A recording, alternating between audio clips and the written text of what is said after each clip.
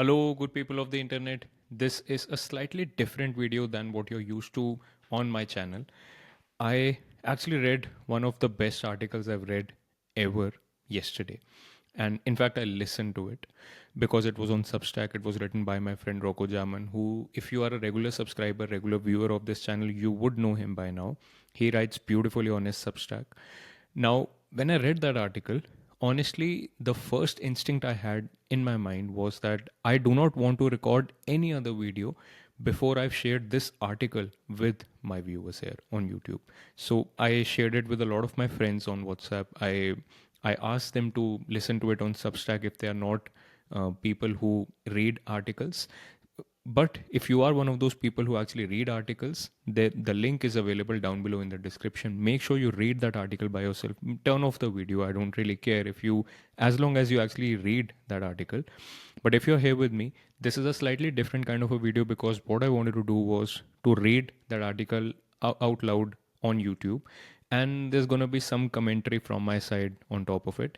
That's why maybe the video will also look slightly different because I'm recording this via a new tool that I'm not used to using so far because I wanted to share my screen today and do this. So this is sort of an experimental video and I think it's a really important one.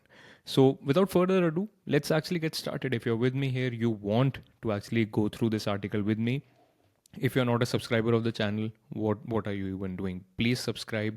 I am always repeating on this channel that this is not just another YouTube channel. This is literally a better YouTube feed, a better social media feed, a better internet knocking directly at your doorstep. So make sure you subscribe, make sure you like this video, and let's get started. Hello there. This is Chetan Narang from the future. I wanted to chime in to say something extremely important before we jump into the article and my commentary on it. And that something is this is an extremely powerful article. This is even a game changing article, if I may say so. Which means, by definition, it's not supposed to be simple. It's supposed to take time for you to digest it and properly understand it. Now, reading it with me here, reading it with my commentary on it, will of course make it easier for you. But here's a disclaimer.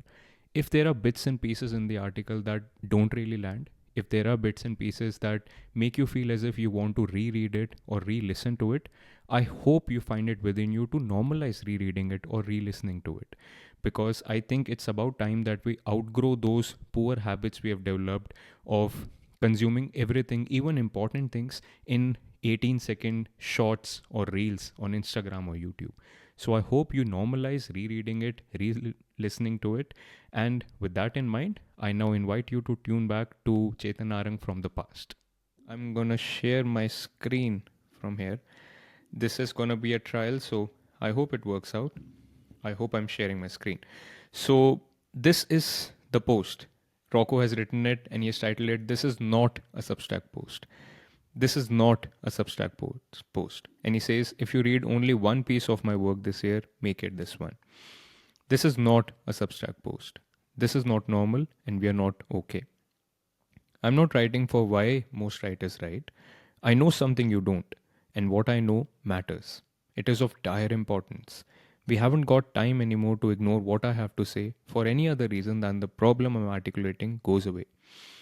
Your biggest concern in this moment is not whether you should invest in this conversation. Your biggest concern is how present you can be with what is being said. It doesn't matter what else you think matters. Paying attention to this is what gets you what you care for and what you feel matters most. This is not a Substack and this is not a post. It is not a post. This is where he explains what he means by this. I am not peddling my opinions or trying to dazzle you with my wits. I'm not showcasing my craft. I'm not playing a game. This is not a podcast. This is not a YouTube channel. This is not a Facebook post. I'm not ringing the village bell because I sold a big ham at market today or because someone stole my sweet roll. I'm not farming likes. I don't actually need engagement for the sake of it, just so that an AI algorithm can attribute value. But instead, and this is beautiful, so that a human being can attribute real meaning. So that a human being can attribute real meaning. We all desperately need authentic engagement, vulnerable engagement, human engagement. Now, what Rocco is saying so far is really, he's almost pointing out the irony of the internet these days, right? I mean, almost all the content that you would see online right now, even with big people who are actually trying to make an impact in the world, almost all content is being pushed out for the sake of putting out content. I mean, there is just what happened just a couple of days back with me was Jordan Peterson, who maybe has one of the biggest channels on the internet. He uploaded a video on gay marriage, and the moment that notification hit me, I watched the short video. It was a short video, like 40-50 second clip of a podcast he had done with someone, and the lady was going on and on about how gay marriages are against the institution of marriage, etc., and how people adopting kids in a gay marriage are actually the kids are actually losing one of their parents. Whatever. What I was thinking was, th- don't they realize that we're done with this topic? Aren't you still out of this topic? I mean, why are you even uploading things on gay marriage right now? I mean, if it was 5 years ago, perhaps we needed more videos around the topic of gay marriage, because we had gone from one extreme end to the other. And of course, we needed a lot more mature understanding of the topic. But we don't anymore, Jordan. We don't anymore. So stop pushing out content, stop pushing out videos just for the sake of pushing out content and pushing out videos. And that is the case with almost every single YouTuber, podcaster right now. I mean, it is true. I have a YouTube channel, and I know that I have fallen into that bucket too, because I would have a plan that I'm going to upload 3 videos every single week, and then some of the videos would go out purely because it was a part of the plan that videos have to go out, and that is the trap you kind of get sucked into, and that is what is happening with so many people. Consider Huberman, for example. He has a brilliant podcast on the topic of health, and I have appreciated whatever I've listened to him. I have not really listened to too many episodes from him, because who has the time to listen to 3-4 hour long conversations every single week, perhaps twice or thrice a week? And just this last month, I was going through, I wanted to understand a lot more about health and fitness and nutrition. So I was going through a lot of content around that area. And there's one guy I respect, Dr. Lane Norton. So I thought I'm going to listen to a podcast of Lane Norton with Huberman. There are like 7 episodes Lane Norton has done with Huberman, each of them 3 hours long. I'm exaggerating, not seven, perhaps 4 or 5 or whatever. But every single episode is so long, and if it doesn't lead to overwhelm, if it doesn't lead to anxiety, I don't know. Are you not human? Doesn't that make you anxious as to which video are you going to watch? What all content are you going to miss out on? And all of them will have almost similar things that they would be talking about. I mean, the latest video that I ended up watching of the two of them, I didn't watch the complete video, but Huberman was literally asking Lane Norton, how many grams of protein should a person eat? I mean, did you not ask that question the first time around? Did you not ask that question the second time around? You cannot have a health podcast for 4 years and still have a question that how many grams of protein should a person eat? And this is really, I'm not just bashing Huberman for the sake of bashing him. What I mean to say is, this is what we have normalized.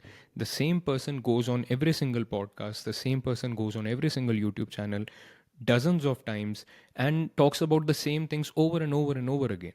And it just leads to so much overwhelm on social media. We have like overdone this game completely.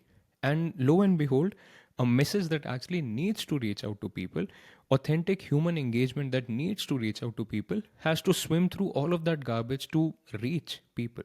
And that's crazy. I think it's high time that we realize that we have really messed up the internet. So, coming back, this is not a product launch. This is not a campaign. This is not a trend with a hashtag. This is not a disruption. Oh, I think, Rocco, this is a disruption. This is not the content you were looking for. This is not a drill. This is not an option. This is not something someone else is going to fix. This is not normal, and we are not okay. He really gets into it now. We are sick. We don't even know the sickness we have or what it feels like to not be sick. What we have normalized isn't optimal for human wellness and flourishing. The way we consume content, the content we consume, has become the content that has consumed us, the market capture of our own attention. The way we educate children, the way we serve corporations, the way we walk around in a fucking modern stupor completely apathetic to the absurdity of what we call normal. The pathetic attention economy and the dating scene right now are destroying the psychological sexual health of a generation and all the children that will inherit that distorted code.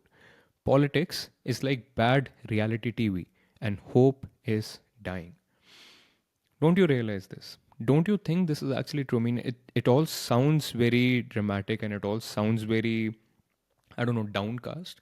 But I really think this is true. I mean, this is the state of the internet right now. How often do you actually see meaningful content on your Instagram feeds these days? How often do you really see content which is relatable content and think, God, why is that relatable to me? I mean, why am I seeing this on this feed, on my feed? Um, why is there no meaning behind this? I mean, of course, there can be some entertainment. Of course, there can be some distraction from the worries and the woes of your life. But don't you think we are overdoing it? Don't you think the fact that every person now knows in first degree maybe another content creator who's creating relatable content, who's creating entertaining content on social media, don't you think we have overdone it a bit? Not a bit, we have overdone it a lot. And that has, like Rocco says, it has fucked up our our human interaction in the dating scene, in the education system, in the political sphere. I mean, it literally is like a bad reality TV show. If any of you watched that latest video of the Ukrainian president sitting with the American president and the vice president, oh my god, this was literally what I told my friend who had forwarded that video to me on WhatsApp. Dude, this sounds like a reality TV show gone bad. It's crazy. Anyway, let's keep going. We have made of this illness a dungeon, a matrix, and within it, imprisoned and tortured the cure. This is so true. This is so true. And you know why? Do you want to understand this better? We have made of this illness a dungeon, and within it, imprisoned and tortured the cure. Our the cure for all of this is actually looking at things from a bigger perspective, looking at life with a bigger perspective. There's going to be a whole lot of it, but let me just put it in this way. Looking at life with the perspective of the right brain, which looks at the bigger picture of things, which looks at the interconnectedness, the story behind what is literally there on your screen. And that has become that has become something which we have imprisoned and tortured within the system that we consider to be reality now. And why do I say that? Because everything is measured in numbers. Everything is measured in terms of numbers or graphs or what can drive up shareholder value, etc., etc. And interconnectedness never does that. The the time you spend with your friends, the time you spend with your family, the time you spend creating art, the time you spend in service of others, it might not drive up shareholder value. It might never really look good in the different Excel sheets that business people or product managers are busy plotting every day throughout the week. And therefore, because it all sounds illogical to us, the cure has been almost logged and the key has been thrown away. And now we have made of this illness a dungeon and within it imprisoned and tortured the cure. Matrix means mother. Did you know this? Like Agent Smith, we have raped our actual mother and we have sired this synthetic abomination, this prison of our minds that leaches the vital essence of our souls. We are inducting our children into this. We were inducted into this as children. This is so powerful. This is so powerful. Do you see that? We were inducted into this as children because I think ours is the first generation that is actually seeing this problem happen right in front of our eyes. And we are inducting our children into this now. And the problem is only getting magnified with almost every single year, perhaps, let's just say like that. We're inducting them into this unhappy bondage, this digital, virtual, synthetic, undead rot we call normal. This frenetic, overwhelming, insatiable hunger and drive for endless competition and attention we call normal. What are we going to tell our children one day when they wake up into the reality beyond the small nest we try and shelter them in? What are we going to say? How do you look into their eyes and see there the crushed hope, the broken heart, the stolen dream? Will it be to tell them how we stopped big pharma or how we stopped vaccines? Because these two are not actually the same thing. Isn't that so powerful? I mean, what he's doing right now, he's actually pointing to almost the right side of the political spectrum, which feels that, of course, you have to stop big pharma from pushing out medicines that actually end up making people more sick than curing them. But that doesn't mean you have to stop the vaccines too. And that is the shadow side of what all has happened. I mean, ever since COVID, there are people now protesting against vaccines. I mean, we cured smallpox, we cured measles, we cured so many different diseases. I'm not a doctor, but don't take my word on this. But we know for a fact that vaccines work. It's not all vaccines that you have to completely abolish right now. And therefore, he says these two are not actually the same thing. Let's keep going. What will be what will we be most proud of? That we stopped wokeness or demonized human compassion? Because there's a vast sky of daylight between those two things. Now, this is where he's actually pointing to the left side of the political spectrum. Well done, Rocco. There is always a baby you care about in the bathwater of your ideological enemy you are so keen to see thrown out. What gold might be hidden in the mug we are so eager to discard in our adolescent righteousness? What will we tell our children one day? That we stopped white men or that we cauterized masculinity?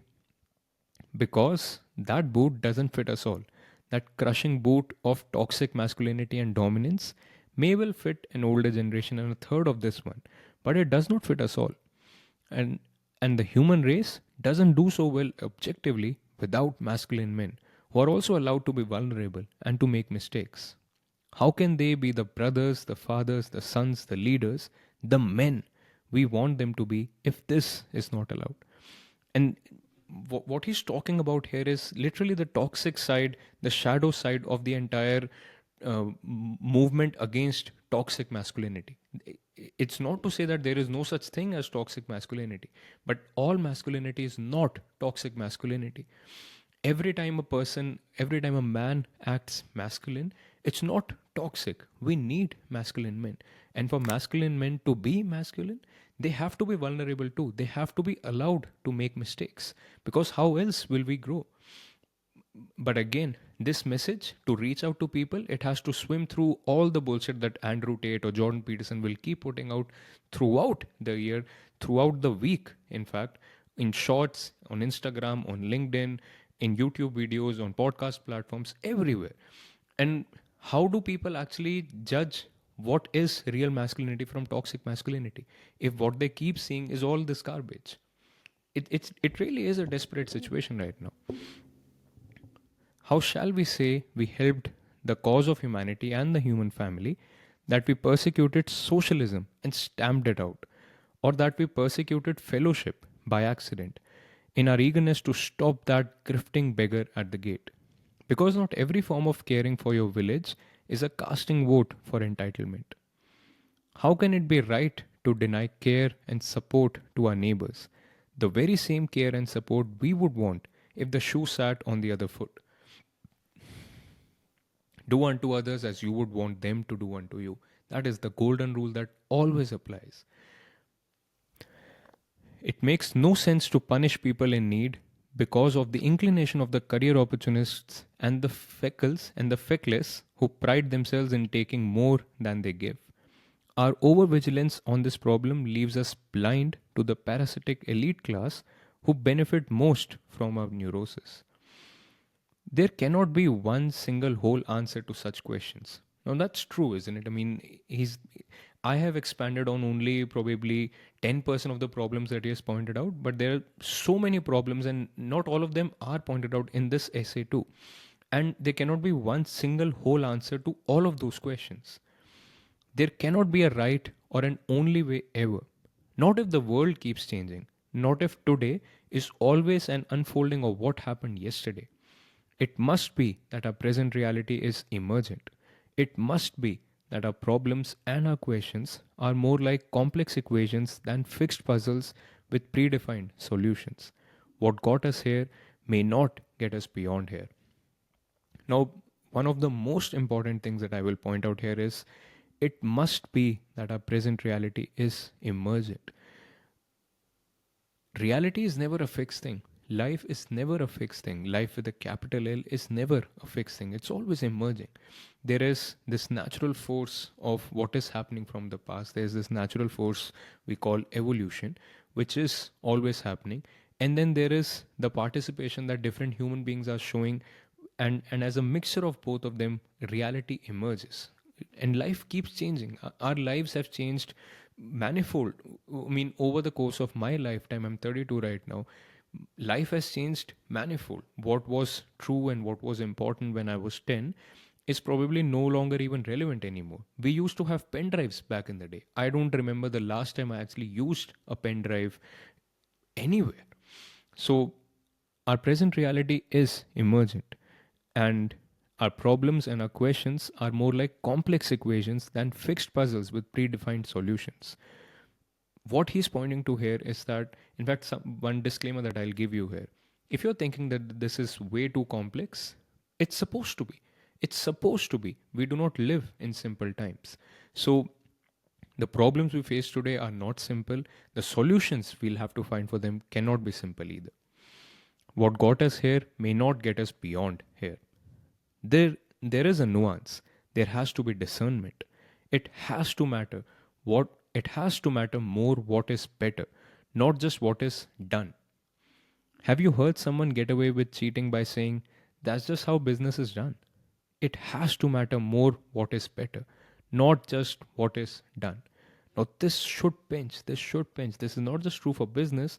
This is true for politics. This is true for religion. This is true on YouTube. This is true everywhere. That's just how something is done. That's just how something is done. This is the excuse almost everyone gives for doing whatever shit they're carrying on doing. And therefore, he's pointing you out here. It has to matter more what is better, not just what is done. Brilliant. What got us here cannot get us there. Not without something changing, not without something being distilled, not without the shaft being threshed and discarded, not without a coin to be paid to the ferryman, not without admitting aloud that the emperor has no clothes. We have to call out the con, even if we were fooled ourselves. Now, this is so true because almost always when you're pointing out problems such as this, one of the key factors that come up is that we feel ashamed that we ourselves were a part of the problem. We ourselves are a part of the problem. And therefore, this is what he's saying. We have to call out the con even if we were fooled ourselves. Even if we feel ashamed of having been part of that problem, we have to call out the problem because it has to matter what is better. We're out on the edge of the human story. This is really powerful. Keep staying with me. The script has run out. The long arc that carried us here, the inertia of the Greek Enlightenment, the Roman Empire, the Renaissance, the Industrial Age, and the Great American Age, has played itself out. The wave that began in deep antiquity, that spilled over the weir of nomadic wandering, has crested. And now the spiral curve is turning back in on itself, seeking resolution. For centuries, we have been living out the back end of someone else's dream. A dream woven in conquest, expansion, dominion, an upward movement of mastery over nature, over knowledge, over the fabric of reality itself. But now, that dream is dying.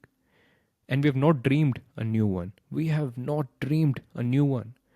And the unspent power of the world's imagination is seeking resolution.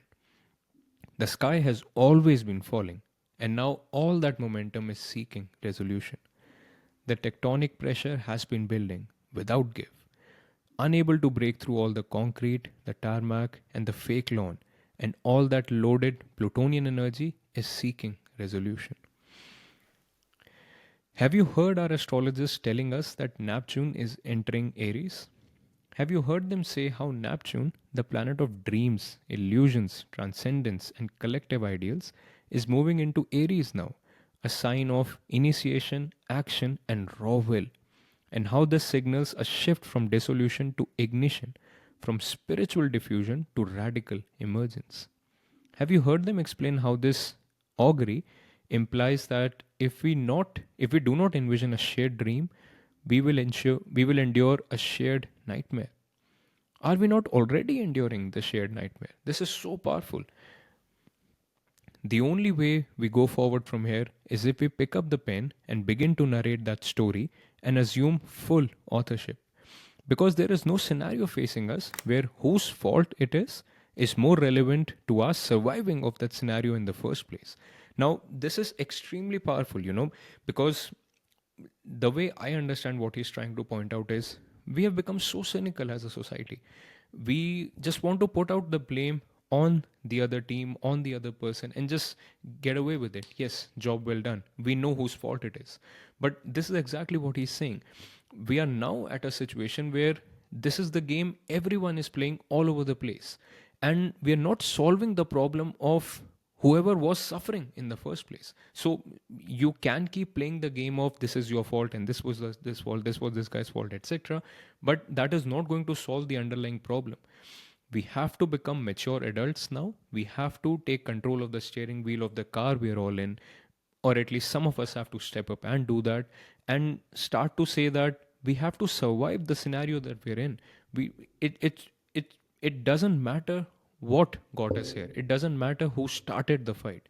But what matters is we're in a fight right now and we need to end the fight to survive and to actually look at the better future.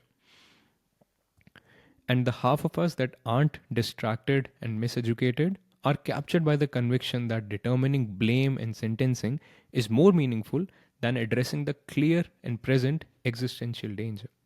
This is it. We're induced to apathy, to call this mounting calamity normal. We are lulled into the false comfort of security, false freedom and false choice, demanding false rights, pursuing false virtues, pedestaling false gods, and anointing false prophets. Do you remember being a teenager? Do you remember that scene? Do you remember what status and power and flex and ethos looked like from inside that amateur theater with its most earnest of actors? Can you bring to mind the influencers, the villains, the heroes, the high priestesses of social acceptance, the jocks of that game? Can you remember the voices of authority and how laughable they still seem now? Perhaps even more so in the face of all this so called adult farce. Can you tell now, at least, from the perspective of hindsight, how the voices of leadership and reason that seemed so laughable then were actually never the voices of authority, but who always tried to pass on invitations before they left you to your own journey and misadventures? It is like a play, and life is the stage, and the world is the theatre. We all arrived here through that second act. Adolescence is the second act of the comedy, and tragedy of the human story we are still performing. This behavior is not unique to individuals. It is not even unique to humans as a species. It belongs to a specific ontogeny, an adolescent stage of development in which our civilization appears to be trapped. Ontogeny simply means life stage. Now he's talking actually about adolescence, where uh, I think I should keep reading first, and then because there is something that he says here which is important. Adolescence is the life stage marked by mock battles and imagined stakes, status games, delusions of self importance, dominance struggles, and power contests that are all consuming and nevertheless fail to make contact with the pressing needle weight of reality that waits outside that thimble of context. Now, this is extremely powerful. He's talking about adolescence in the sense that adolescent people can end up engaging in things, in fights, in wars, in projects that appear to be the most important project at that moment. And we all have fallen into those traps. That is what he had talked about previously. Do you remember your teenage years when you used to do that too? Now, what he's pointing to is that we as a civilization are doing that right now. As a civilization, we are human beings, Homo sapiens, are adolescents right now. And what we are doing is we are almost completely captured, our entire attention is completely captured by these small, almost stupid games that we are playing that we just can't see beyond. Because it's not the job of the adolescent to see beyond that, but it is the job of the adult to see beyond that. And that is what the invitation is here. Now, this goes really interesting after this. Adolescent mammals engage in social conflicts that can escalate into real existential threats, often without grasping the consequences. Not even juvenile reptiles behave this way. Only mammals, especially primates, do this at scale because only they have evolved enough intelligence to construct narratives, but not enough wisdom to escape being ruled by them. This is so powerful. They have evolved enough intelligence to construct narratives, but not enough wisdom to escape being ruled by them. Cancer cells behave this way. Viruses behave this way. And so too does a civilization in arrested adolescence, wasting its energy on petty competition and posturing, prioritizing who should suffer over how to fix what is breaking. Doesn't that doesn't that just ring a bell? I mean, for me this seems so obvious. It's like someone is explaining to me what is happening all around me. It's crazy. Real adults in nomadic tribes or villages would not have had the luxury of quibble and spat when death and destruction were nigh at hand. Is death and destruction nigh at hand? We can say that change certainly is. We can see that great ending most certainly is upon us. If we are not navigating that change with eyes wide open, if we are not stepping through that ending, how can we ever be citizens of the world that is just beginning? How do we grant tickets of passage to the stowaways of our own uncertain future? Now, this is something I think is extremely important. We can see that great ending most certainly is upon us. Don't you see this way? Don't you see that this is what is really happening? Like we as a society have reached almost the end of a cliff. It's like we were all doing certain things in a certain way, and now we have overdone all of it. All of it. Doesn't it seem that way to you? I mean, every single avenue of human cooperation and human interaction right now seems to me as if it's overdone. Talk about social media, talk about the internet, talk about podcasting, YouTube, talk about the education system, talk about religion, talk about spirituality, talk about philosophy, talk about science for that matter. All of that appears to be such a gargled mess right now, and we have overdone every single thing. And each of those things individually is not bad in and of itself.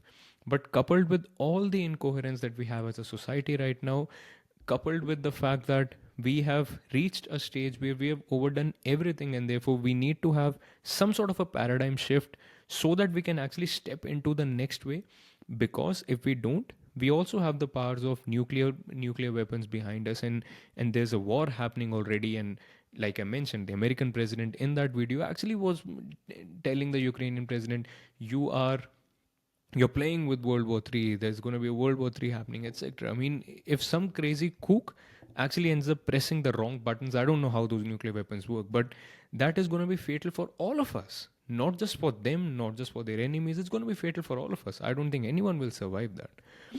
And let's keep going.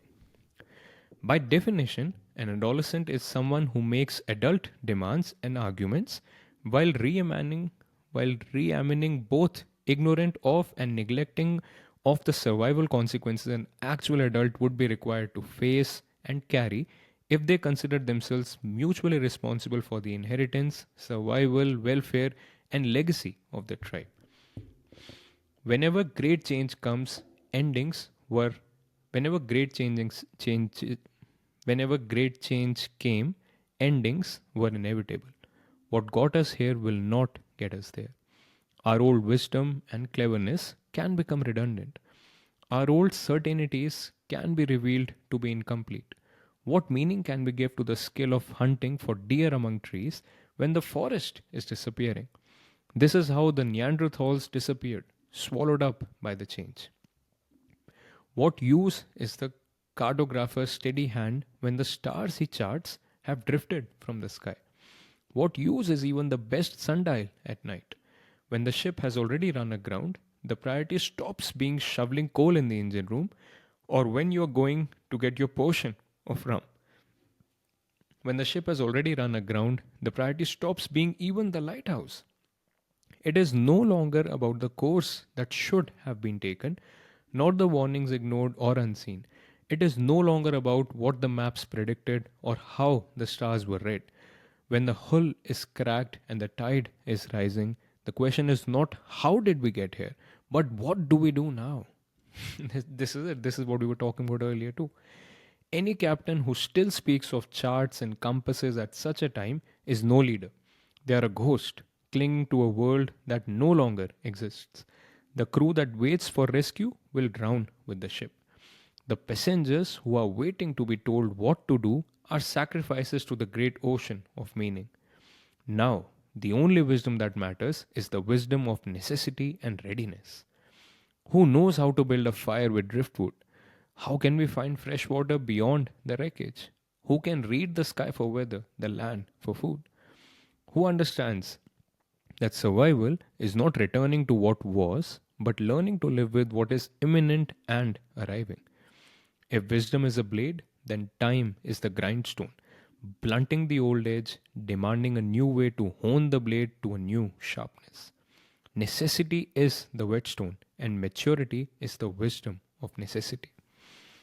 Societies are not considered advanced because of their technological prowess or engineering feats, social or otherwise. They are not considered advanced because of the constitutions they enshrine or the commandments they carve into stone, the arches they raise or the spires they erect to reach towards the sky. Societies are considered advanced, hear them out, because of the skillful pursuit of actualization in balance with the skillful pursuit of integration with their environment. This is only achieved via initiation. In the absence of initiation and mature leadership, we enable the highest risk for the worst return. What does he mean here? Societies are considered advanced because of the skillful pursuit of actualization in balance with the skillful pursuit of integration with their environment. Actualization is almost like becoming. It's almost, you can assume, what do you want to become in your life is your actualization, which is what do you bring into existence, what becomes out of you. And integration is almost like the being component of our lives, which we have almost forgotten right now. But the being component of our lives is what keeps us rooted to life with a capital L. And if we do not have actualization in balance with integration, what happens is what is happening right now. Look at the climate change situation. Look at, no matter how tweaked that situation is for one side of the political spectrum, it is still a real problem, isn't it? Climate change is a real problem, and that is something no one should have to explain to someone. I mean, we are seeing temperatures rise throughout the place, throughout India. I can say that it's happening across the globe as well, but it's not just temperatures rising, right? We have seen how um, it's almost weird patterns in our seasons which never used to occur previously are occurring now, and all of that is a process of climate change, and that is because we have pursued our actualization without pursuing integration with the environment. And unless we start to do that, nature doesn't care. I mean, evolution will spin up another instance of what we are calling homo sapiens right now, and the game will go on. there is no personal there is no personal connection that nature has with us homo sapiens. The personal connection, as Rocco says, has to come from the person who has that connection, and that is what we're missing here. In the absence of initiation and mature leadership, we enable the highest risk for the worst return. When the elders are absent, the loudest voices belong to those who do not understand or appreciate consequence. When the seat of authority is not a seat of maturity, the reckless will rule, not because they are wise, but because they are not. This is so crazy. This actually reminds me of JK's quote. It's no matter of good health to be well adjusted to a profoundly sick society. And we have a sick society right now. And sick society cannot have healthy individuals as leaders, because, by definition, healthy individuals will not lead a sick society. And therefore, that is what you see happening all around you. There is, I don't think, I don't think I should have to explain to people why I'm saying that all the leaders that we have in the world right now are not really healthy individuals. They're all sick with the same problem that we've been talking about over and over again in this article. And this is it. They're ruling not because they're wise, but because they're not. Crazy. Without initiation, the tribe is not led, it is lured, and the people fall prey to grift. Have I told you about grift? There are so many kinds.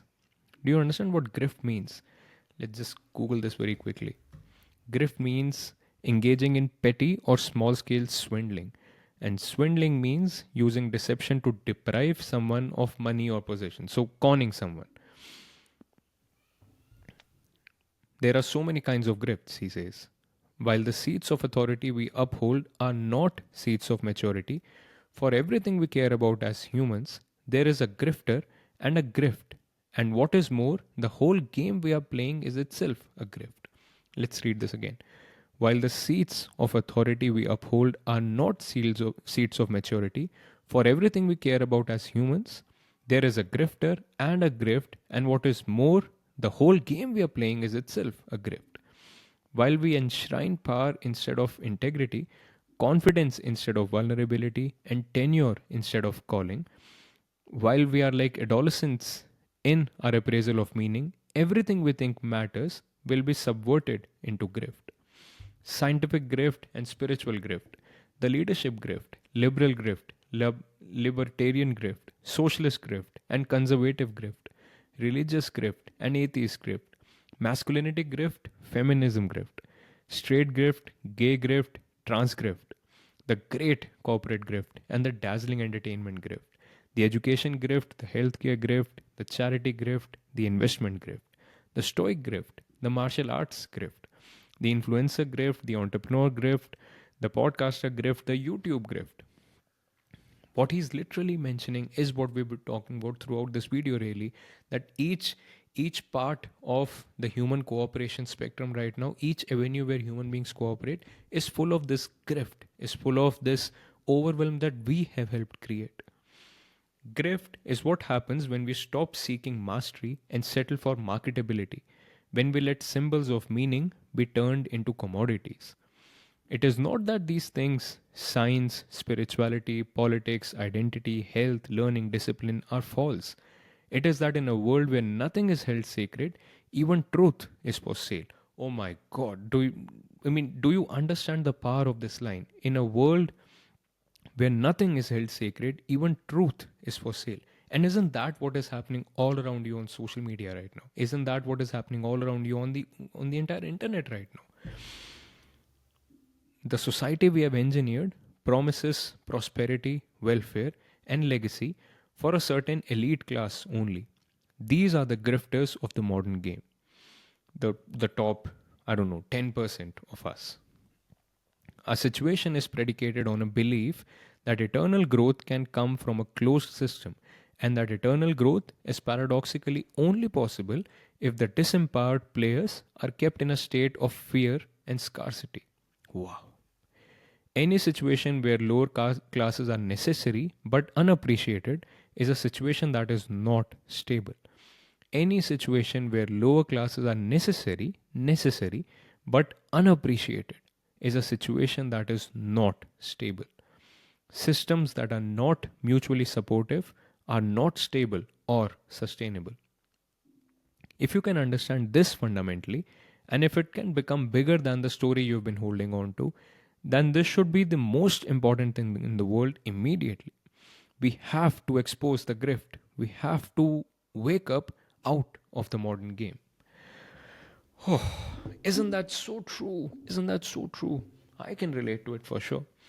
This is not a Substack post. The oldest trick in the book, the shell game, the sleight of hand, the practiced misdirection. You think you're watching closely, you think you see the truth, but the hands move faster than your eyes. Grift is never about lying outright. It is about controlling what you look at. It is about setting the terms of the game so that no matter where you place your bet, you lose. Follow the lady.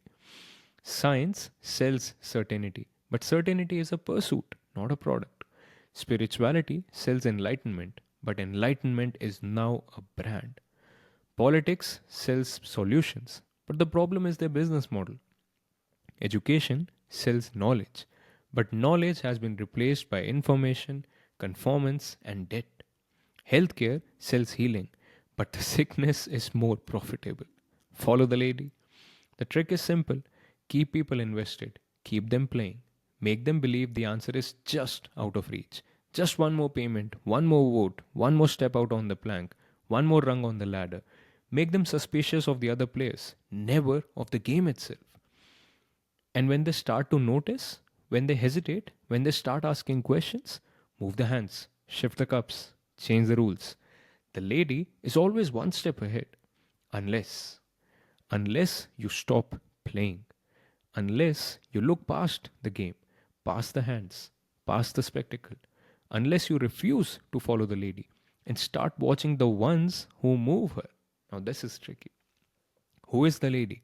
It is Lady Luck, it is Lady Liberty, it is Nike of Victory, and it is Mother Mary, all grace and meekness. It is the unreachable, infallible, unattainable, and unreal sold as promise for which there is no keeping. Who is the lady? She is Lady Luck, smiling, spinning, making beggars of kings and kings of beggars, but never staying long enough to be held. She is Lady Liberty, holding a torch, a promise, a dream, while the gate beneath her is locked and guarded. She is Nike of Victory, wings spread, forever frozen in triumph, never telling you that the race was rigged from the start.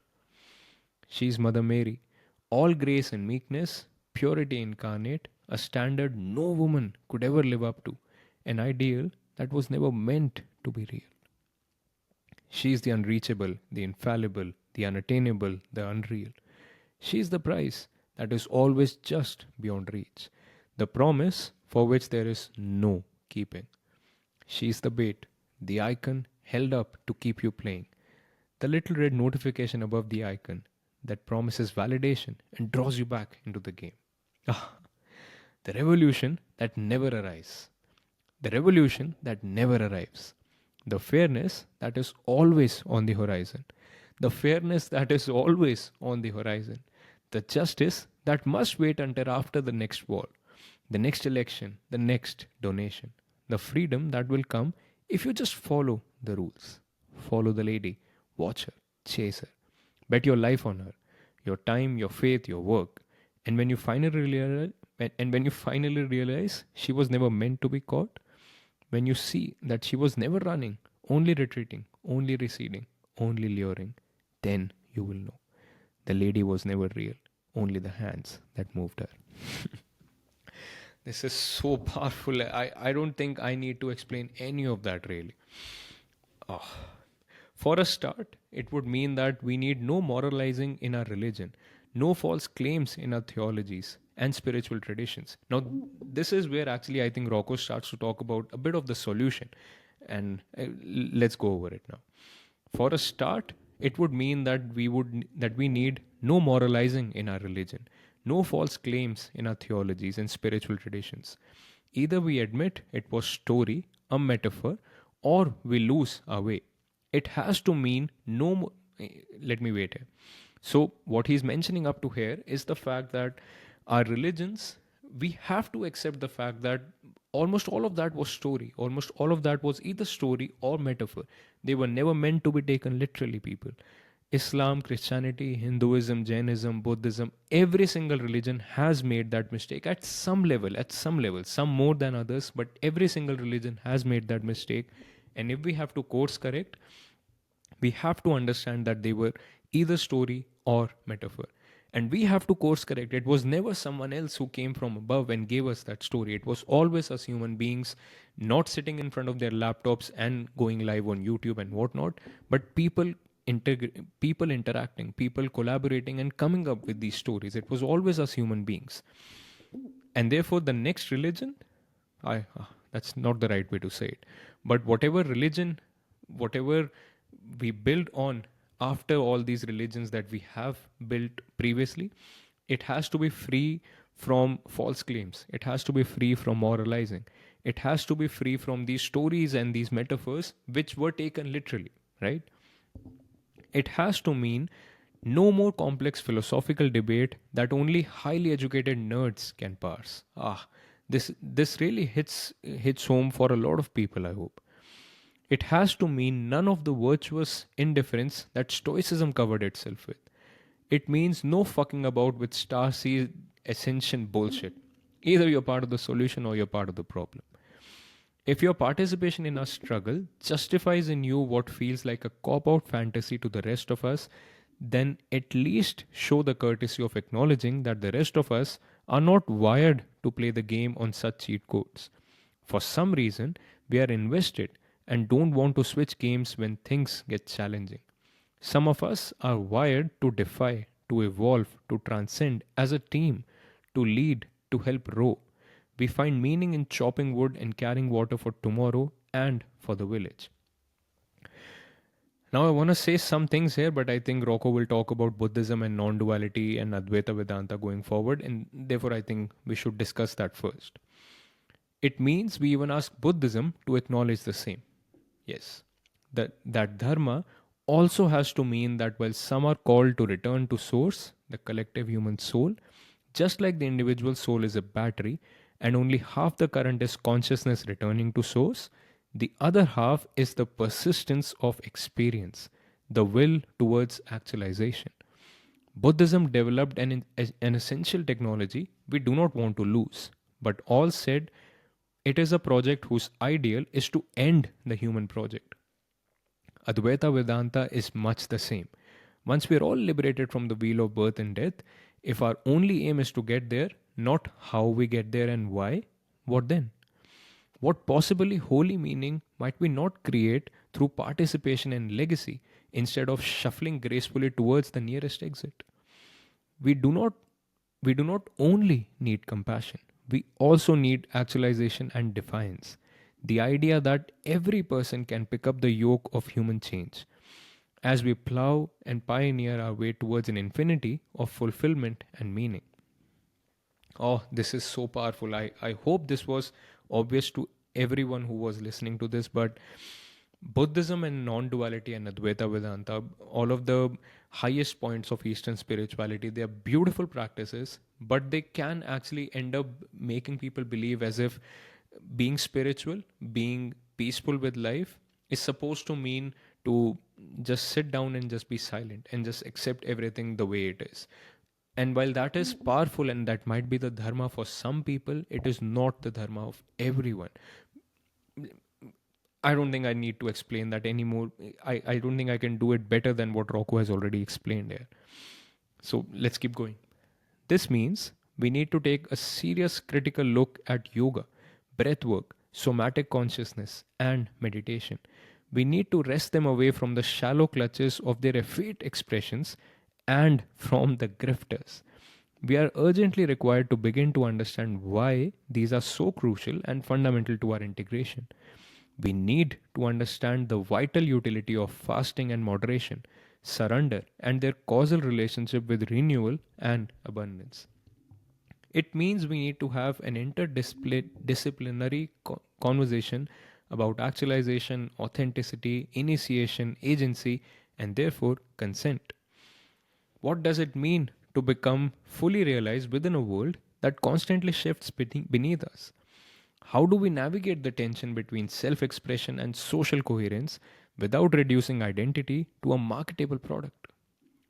How do we ensure that those who take on responsibility are prepared to carry it rather than merely seizing power through confidence or manipulation?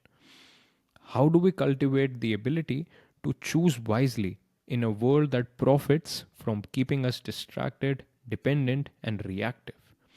If we do not possess full awareness of the system we are engaging with, is our participation truly voluntary? If we are not accountable, how can life ever be meaningful? Consent, in this sense, it's not just permission. It is the active, conscious governance of one's own will in a way that does not infringe upon, manipulate, or extract from others. It is agency with awareness, not only of personal choice, but of the broader consequences of that choice within a shared reality. And that means that the only kind of relevant leadership now is invitational and heart aligned and vulnerable. Anyone more concerned with status than service is not a leader and should not be followed or empowered. Now, this is so powerful. I can't stress it enough. This is one of the ways I actually use to gauge who I want to look up to as a leader. If the person you're looking up to as a leader is divisive, if the person you're looking up to as a leader is one who keeps you engaged in an enraged conflict, is not a leader. That person cannot be a leader. And if the person invites you towards a better life, towards a better meaning, can you actually find a better leader than that person? I rest my case there. It means adults cannot be victims. This is getting classy. We need to reframe much of what we call abuse as trauma. That is not to say there are no victims, not to say there is no abuse. It means that not all our healing and empowerment are better served constrained by the victim paradigm. Sometimes the thing preventing healing is the self disempowerment itself. Sometimes the thing preventing healing is the self disempowerment itself. Haven't you seen that around you? Haven't you seen people around you who almost walk around with a victim badge on them? And haven't you felt helpless because this is not something you can say to someone comfortably? But do you realize how it is almost the duty of a true friend to actually tell their friend if their friend is acting like such a person? If the thing preventing their healing, their friend's healing, is the self disempowerment itself. Something to think about. It means that we have to initiate a new conversation about educating our children and preparing them for the work their generation will inherit. If we understand anything of the challenges they will have to face and the desperate stakes they will be playing for, it means educators cannot lead that conversation. This is powerful. Educators are too deep in the broken code of what needs to be rewritten and debugged. We are better served consulting with philosophers, poets, artists, storytellers, elders, custodians, pioneers, and visionaries. People who care more always want the better thing done, not the thing arrived at via bad incentives. People who care more always care more about necessity than about principle or fashion. It means you have to become responsible for your own spiritual development, your own emotional maturity, your own psychological self repair, and your own conscious evolution.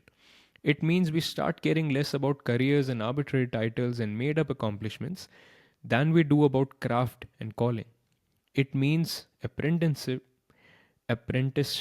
matters more than theory because the invitation there is to a real journey of becoming and through that true mastery. And that means you get to live your life by design, not by default.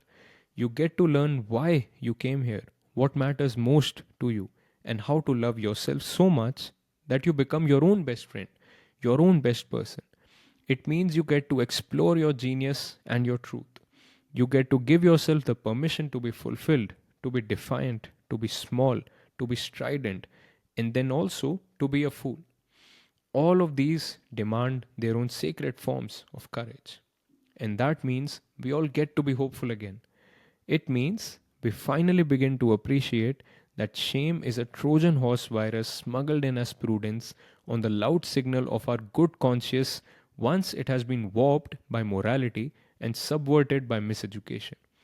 Anything beyond the utility of calling us back to our better selves is unhelpful to the project of becoming better. Shame obstructs its own claimed intention. Shame obstructs its own claimed intention. And this is extremely powerful because shame actually ends up blocking so much of the growth that lies on the other side, right? I mean, consider a very simple example of a child feeling ashamed in almost a stupid manner of knowing the answer to the question that the teacher has posed, but just feeling ashamed of even raising their hand and signaling that they know the answer. That is a shame I think a lot of us relate to. And this is a shame that doesn't really leave us even when we are so called adults. And there is so much growth that lies on the other side of that shame. And there is so many different forms of shame that actually ends up blocking us from self improvement, development, self mastery. That fear and shame, I believe, are the two wheels that we have to understand. I used to use the word unlearning before, but I would say we have to understand them better and then almost unlearn our attachment to them, because we can become accustomed to feeling ashamed about something, about our own lives completely. And unless we unlearn that, we cannot really grow. We cannot really become true adults in the sense that Rocco has used the word adult throughout this essay. Let's keep going. We have so much important work to do. We are standing on the threshold of a once in a billion year opportunity to survive this moment and make something of this incredible inheritance. We are standing also in the shadow of the wickedness of apathy and indifference. We need to start acting as if no one else is coming, and that we aren't just playing for ourselves, but for the whole of human legacy, and then all of human meaning since the beginning. Because if we lose our humanity here, it won't matter what battle we win if we lose that war. This is the great battle of our time, the war for the human soul. It won't matter. It won't matter how rich Elon Musk or Jeff Bezos can become if their doing so breaks the reason money ever worked for us in the first place. It won't matter about what was on Hunter Biden's laptop. It won't matter if JD Vance fucked the couch. It won't matter who's on the list. It won't matter who fucked who at Diddy's house or who visited Epstein's island, unless it matters more who the victims were and how the cult of permission and secrecy was allowed to persist at all in the first place. It has to matter more how there is any question at all about revealing who was part of these two human scandals and to what depth. Less for blame, but more to wake up to the extent of how deeply unwell our society is and how deep the cancer runs. It won't matter if Jesus comes back now, given what we have done with his advice and what we have done with the house while he was away, because everyone has been complicit to some degree. Never mind the judgment. Who are we going to lay the blame on for not knowing which of the 25,000 Christian denominations were we supposed to trust best when we find out we were wrong all along? Who are we going to lay the blame on for acting broken precisely the way we felt broken and the way life made us so? It won't matter what John Wayne said about women. It won't even matter how the church diminished women and how the corporate industry diminished mothers and otherwise finished the job education had started if we cannot give our daughters and our women better software and their own space to run it. It wouldn't matter the exploitation of women if we cannot see the self abuse of the online dating culture and the Instagram culture. It won't matter how spiritual you are if your spirituality is adolescent and full of idealistic self concern and performative devotion. Instagram spirituality is the sister to Instagram philosophy. What a twisted pair of siblings. It won't matter the highest moral philosophy we distill from the mind of culture and society if that mind is sick. The wisdom is meaningless in the absence of experience. Virtual experience just can't facilitate integration the way visceral and somatic experiences can. It certainly isn't going to matter what your character stats are on the LinkedIn we are all crushing it at, or the IMDb one, or the influencer one with the emotional and psychological maturity of teenagers, or the political PvP arenas that we are owning each other online in, milking the likes and executing snipes, hitting that trolling bonus, scoring those cheap shots on Twitter, or the comment section of everything with the emotional and psychological maturity of adolescent boys. It won't matter how good you are at meditating if there's nothing good to come back to when necessity intrudes. How can it matter for you to find meaning in such private peace if there is no good place for others to start from to get where you are? It cannot matter how sagely live and let live you are if that gets us all less living. There is not such a fine line, after all, as we imagine existing between passivity and neglect. This is so powerful. I keep stressing on this because live and let live has it is considered to be the highest virtue by a lot of people, and I have actually debunked this multiple times on my YouTube channel previously also. Live and let live is a good way of going about life, but is it really applicable always?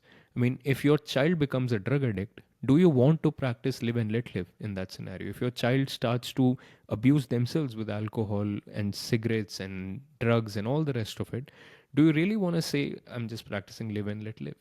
You don't want to do that. And therefore, live and let live, there is not such a fine line, after all, between passivity and neglect. Live and let live is not the highest virtue you can act upon, especially in the face of necessity. The greater our collective necessity becomes, and the more suffering we are experiencing in the shadow of such incredible empowered possibility and potential we have inherited in this moment, the more dire our situation will inevitably be. It is not a lack of wisdom, it is a failure to apply it when necessary, and that is a lack of maturity.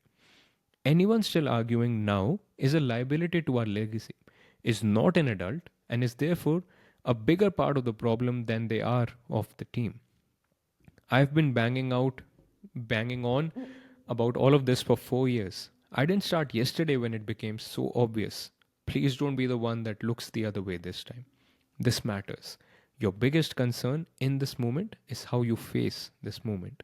This is not a Substack post. They say the best leadership is invitational, and come to think of it, if leadership isn't invitational, then it isn't vulnerable and it isn't true leadership. We need to find the others. We need to engage as if we care more about legacy than we do about our isms and the rankings of virtual points and the character levels of the various social status games we are forcing each other to keep playing. Let's raise the standard. Let's lift the game. Become. Become the shelter you were once forced to abandon as a child. Become the leader you would follow out of love. Become the light you seek, drawn to like a moth. Become the example of what you appreciate so in others. Be the unfolding gift you came here to share. Become the invitation and the welcome you were denied by life. Become the fulfillment of your heart's desire. Become the realization of your dream. Become. This is it. This is it.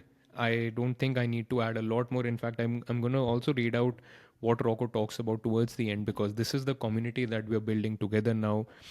Because we really think that the solution lies not just in another YouTube channel or another podcast or another Instagram page or another Facebook group for that matter, but it lies in a community that can actually come up with things that they think need to be solved, and then the community acts on those problems together.